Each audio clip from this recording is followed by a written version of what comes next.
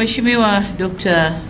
Rimo Simeon Nyansao, Waziri wa Ulinzi na Jeshi la Kujenga Taifa, Generali Jacob John Mkunda, Mkuu wa Majeshi ya Ulinzi, Mheshimiwa Profesa Adolf Faustin Mkenda, Waziri wa Elimu, Sayansi na Teknolojia, Dr. Faraji Kasidi Mnyepe, Katibu Mkuu Wizara ya Ulinzi na Jeshi la Kujenga Taifa, Luteni Jenerali Salim Haji Othman, Nadhimu Mkuu wa Jeshi la Wananchi wa Tanzania na Mwenyekiti wa Bodi ya Usimamizi wa Chuo, wajumbe wote wa Bodi ya Usimamizi wa Chuo, Meja Jenerali Jackson Jairos Mwaseba, Mkuu wa Chuo cha Mafunzo ya Kijeshi Monduli, wakuu wa vyombo vya ulinzi na usalama.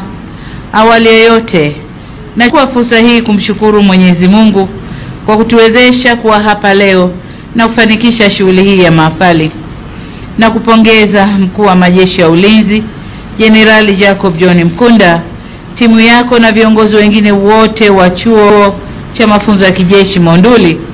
Aidha, na kupongeza pia Mnadhimu Mkuu wa Jeshi na Mwenyekiti wa Bodi ya Usimamizi wa Chuo Luteni Jenerali Salim Haji Othman kwa kusimamia vizuri mafunzo kwa wanajeshi ili kuhakikisha kuwa wanakuwa na ubora wa hali ya juu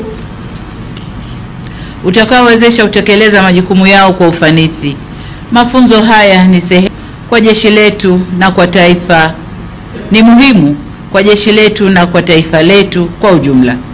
Mwisho, nawapongeza wahitimu wote wa shahada hii ya sayansi ya kijeshi kwa juhudi na maarifa mlioyapata kwa kipindi chote cha mafunzo yenu.